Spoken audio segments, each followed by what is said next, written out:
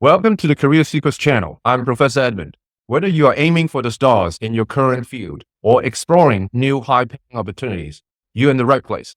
Today, we have a very special guest on our channel, Yasmin Mohamed, a distinguished human resources college professor and the principal of an HR consulting business. In this enlightening episode, we'll uncover invaluable insights into how to strategically navigate your career path.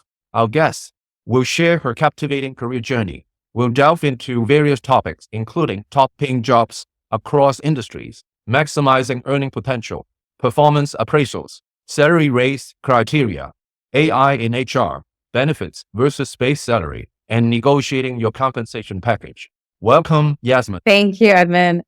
Hi, everyone. I'm so happy to be here. My name is Jasimin Mohamed. I have been in HR for close to 15 years. I have both academic background and professional background in HR and have been teaching as a professor more recently in the last few years.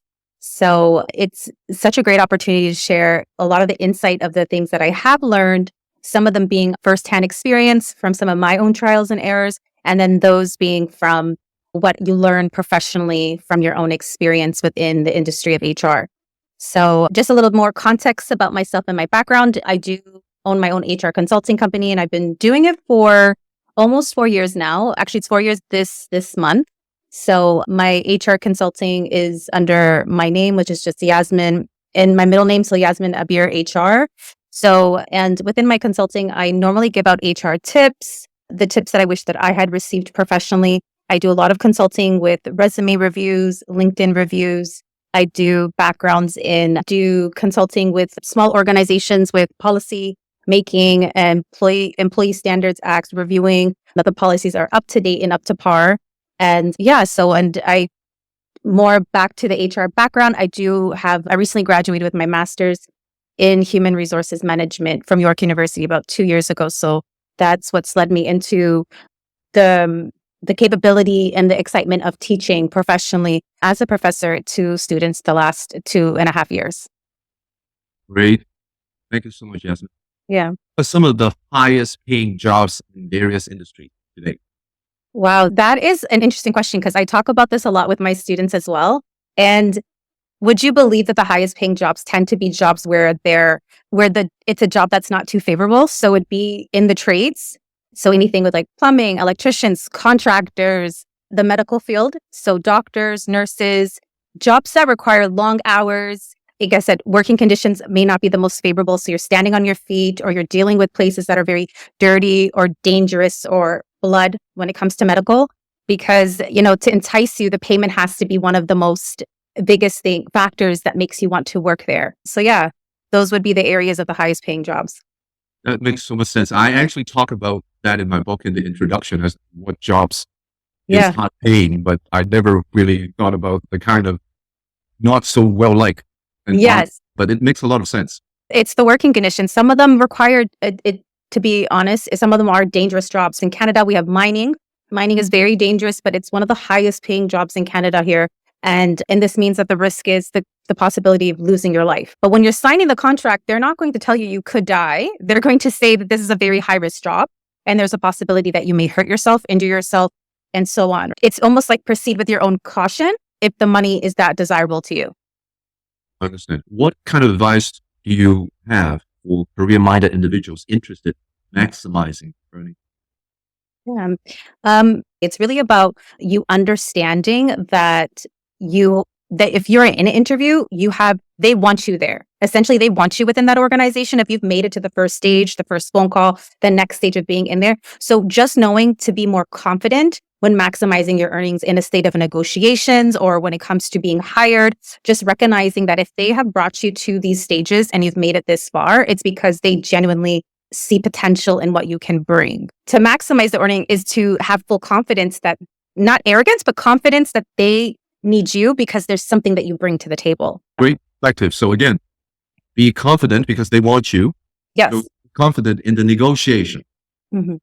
I've actually talked about having multiple offers. What do you think about that? At the same time, multiple offers, you'd be at the best position to negotiate.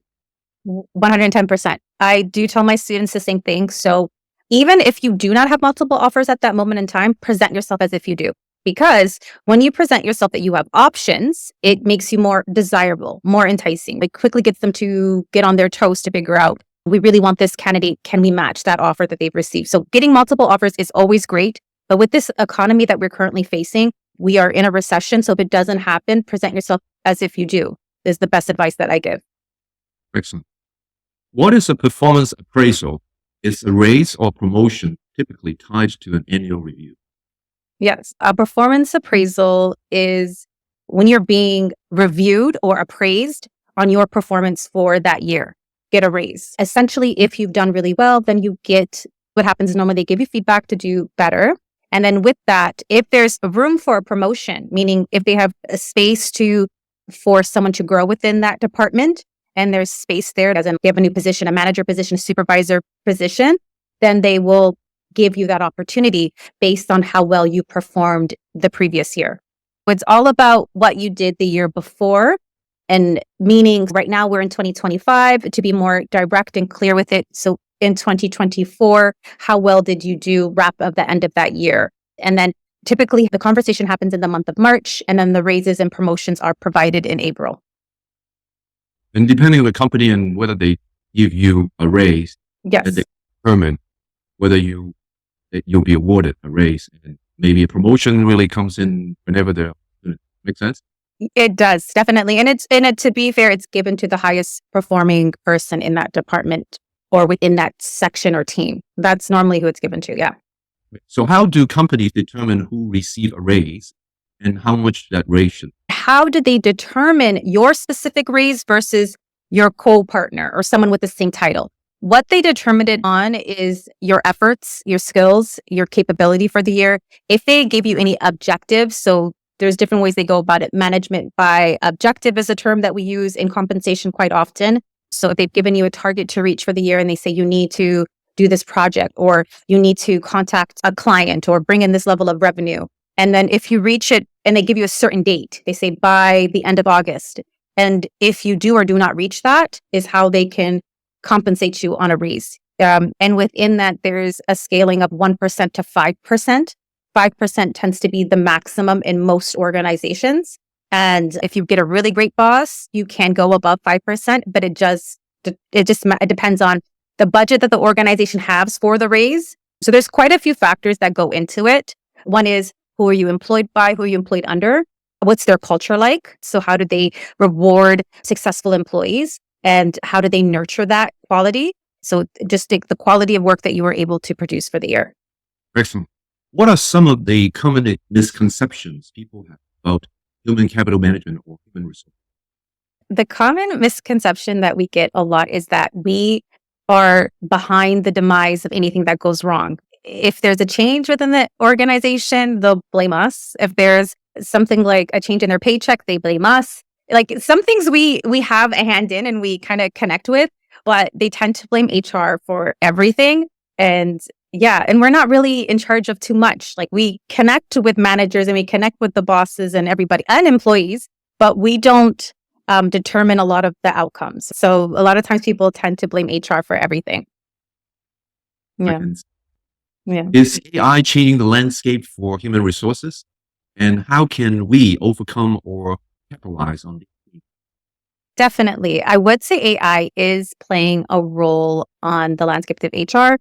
It is fairly new. Some of the changes that are coming about, there isn't, some things that are coming into play or coming of interest are AI when it comes to recruiting, selecting candidates, kind of helping out with that section, reviewing resumes when they're submitted. It's still new in the stages of how AI can actually support HR and how it can help the whole organization. So some things are more like employee policies, but like I said, it's fairly new and it is something that is being implemented because AI it's a resourceful tool. So it's still something that's new. I wouldn't have too much direct data on it, but it is something that organizations are using for recruiting and selecting future candidates. So you must have an ATS friendly resume. Yeah, you need to basically. So, because those are some of the changes. AI is coming in and changing quite a bit for every organization, but with the correlation with HR, it's a lot more to do with the submitting your resume, them using AI as a tool. What are some key resources or certification you would recommend for someone? To get into HR? Definitely, we recommend getting your CHRP. So that's the Certification in Human Resources Professional. This one is just like the first stage. I would even honestly would recommend it. It's not too expensive. It is inexpensive, but you do need to have your diploma in the back. You need to take about, I think, 9 classes in HR. So either you can do it in your postgraduate or in your undergrad or diploma. And then as long as you have those classes, you can take the certification. But myself, I would personally even recommend getting a master's or an MBA if that's financially, if you have the financial capability to do it, or if your organization is going to pay for your schooling. I would recommend it because I find that to be more useful. With the certifications, you do need to go take another one and so on, which makes you extremely successful within the industry. But once you get like a master's, you don't really need anything else. It's just the same correlation. Excellent. How important are benefits and perks compared to base salary when considering compensation package? How important is benefits and perks? There's a lot of psychological study about how can we motivate employees. So coming from an HR standpoint, this is so relevant to us to have this package of, okay, you get your salary, then you get benefits, and then you get some perks within the organization. And it's actually called total rewards. It's one and all. It's so important because it gives you peace of mind. It gives you that level of, I talk about this with my students a lot, eccentric and eccentric motivators. So when we're looking at it from Maslow's hierarchy of needs, it gives you that need of safety and the psychological or physiological needs that come along with it. So your salary meets your needs for shelter, and then safety and security comes from benefits. So once you have that, you're more happier as an employee. You're more likely to give more loyalty to the organization because you're getting a paycheck and then you're also getting benefits. It's like I said to you, it's a total connection with your current needs, psychologically, what gives you peace of mind, and it makes employees happier. And that's the goal that we want. So it's very, very, very important to give benefits and to give some level of perks, whether it's free food within the organization, whether it's gym within the organization, whether it's the discounts that they give you that you can apply outside. It just makes you more proud to be a part of that organization. So it makes us much happier. Great point. I was actually given an exact gym membership, but I wasn't taking advantage of it, unfortunately. There you go. And it sucks when you don't, because you're thinking to yourself, if I could have only benefited from the free things that were given to me, if I was just more connected or understood the resources better. So that's what comes with that, giving you peace of mind. How do you negotiate a compensation package? And you mentioned about total compensation. Yeah. Total reward. Yes. Yes. How do you negotiate? How do you negotiate a compensation? How do you negotiate your salary would be the right way to look at it. Here's what I tell my students all the time is that, and this is like great knowledge and takeaway, is that when you're being hired for a position, they have about $10,000 within that salary band of where they're hiring you for. And we're not normally privy towards this. We're not aware of what this looks like. So what will happen is that, let me use an example of HR job titles. So if I say you're being hired for an HR coordinator, which is very entry level within an HR department, within that HR coordinator position, they will offer you, let's say, $40,000 for an entry level position. But did we know, or do you know that you have up until $50,000 to negotiate? So you have $10,000 from 40 is what they offer you to 50. Normally what happens is they offer you the lowest, so in hopes that you will agree to that. But going there, having done market research, as in check out who the competitors are.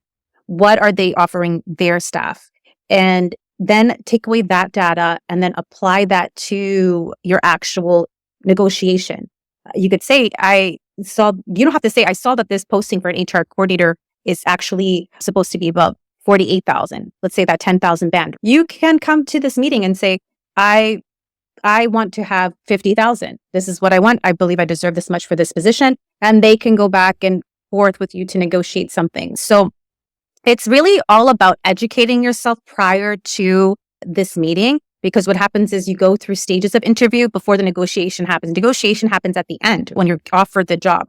But a lot of times research has shown that we are more likely, specifically more women than men, are more likely to take the first offer versus doing more research and negotiating a more sound salary. And they say men are way more confident and they come with their negotiation, done their research, know what their worth is, and they will reach for the highest mark, whether they have the education or the experience. They're just way more confident when it comes to negotiation, where women are more comfortable to take what's offered to them. And not that gender makes a difference, but it plays a large role on how we negotiate. It does. So I would always tell students and professionals, young professionals entering just the industry or professional world, to do market research. Look at websites like Salary Experts, look up your company or the company that you're going for and their competition, and then look up what they offer for that specific role. Engineer, entry-level engineer position, entry-level HR position, entry-level IT position. And what does that look like? Look up these titles and then come to the meeting of negotiation with that knowledge in the background. So is it salaryexpert.com? Yes, salaryexpert.com. Salaryexpert.com. How about Glassdoor? Glassdoor is good too. Glassdoor is great. It does sometimes give salaries. It depends if the person writing the review was transparent. But Glassdoor is always good when I always say check company reviews prior to coming into the interview process, just so you have knowledge. I do say that as well. Great advice. So there is a potential salary scale or range that you can fit in, that you can negotiate higher. Exactly. Please enlighten us.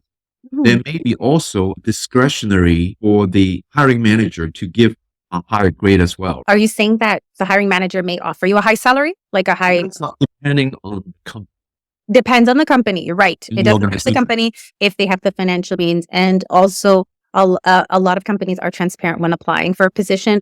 You can see now, even like almost $15,000, a band of $15,000 versus the 10. When if you're applying to a position, let's say 70 to 95,000 or 50 to 65,000. So you see it on some job postings, not all, but it is there.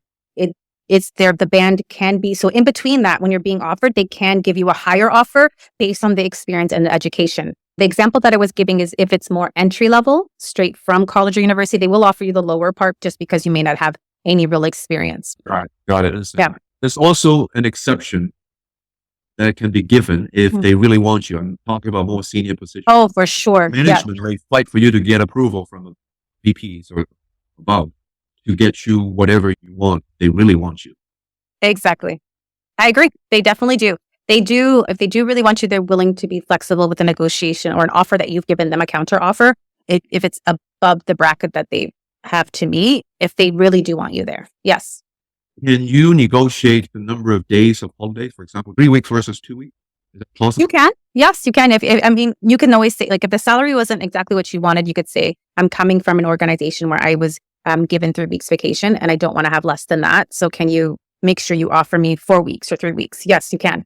And then they can see if that's something that they can do and then meet you somewhere in the middle or meet you at your exact offer. Excellent. Yeah. What do you do for networking? Networking. Oh my God. Networking is such an important tool.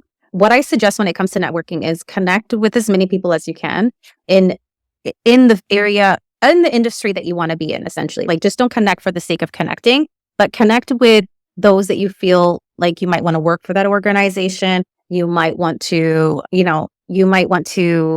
like I said, if it's a professor that is in HR and you want to use them as a reference in the future, networking is such an important tool. Go to events, connect with others, reach out to people on LinkedIn, reach out to other professionals through networking events. Do not shy away from it. I know it's hard. You don't have to be overly social, but you can be presentable. Presentable by being confident and sure of yourself and saying, hi, my name is so-and-so.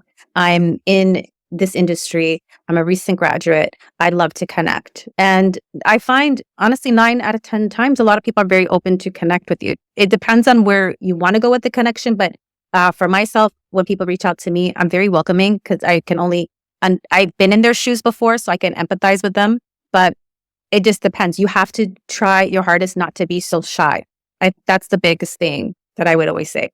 Well, also the rejection is not Yes. so you shouldn't be that shy. Yeah, because you're gonna experience things that may not work with you regardless. Nothing is ever for sure. And I think a lot of times people just want something that's guaranteed, and that's not realistic. So learning curves and opportunities come from rejection. They come from discomfort, uncomfortable situations. So yeah, I definitely say you do need to take risk at times. You do need to put yourself out there. That's where you learn and you grow. most people don't understand the power of the next level of connection. I Yes. use the example of me. I have about 2,000 connections. Yeah. If my average connection, the first level connection, had 500 connections, my Yeah. next level, my second level of connections is a million. There Which you go. is the case because I went there and looked, it was close to a million. Yep. So that's how powerful it is. All you need is a couple of good connections to connect to, and then it's a job opportunity. I agree with you. I mean, that's very true. I think even volunteering at causes that you believe in, that you feel like represents who you are, or maybe you would see yourself working there in the future, those are even great door openers as well. And I think we don't talk enough about it because everything is online. We're in this online world. People shy away from personal connections now. People only want to be around people that they know. But if you want to make it far in life, you do need to network. That's Absolutely. like a step. This has been very, very interesting, and thank you for giving back, Yasmin. No problem. I appreciate it. Honestly, I feel like knowledge is key and sharing with people is the only way to do it. And that's when I am on my social media platforms, I'm always giving out free information because of that's how I view these types of conversations. Thank you again. No This is problem. Professor Edmund, and these are your career secrets. Don't forget to like, subscribe, and share.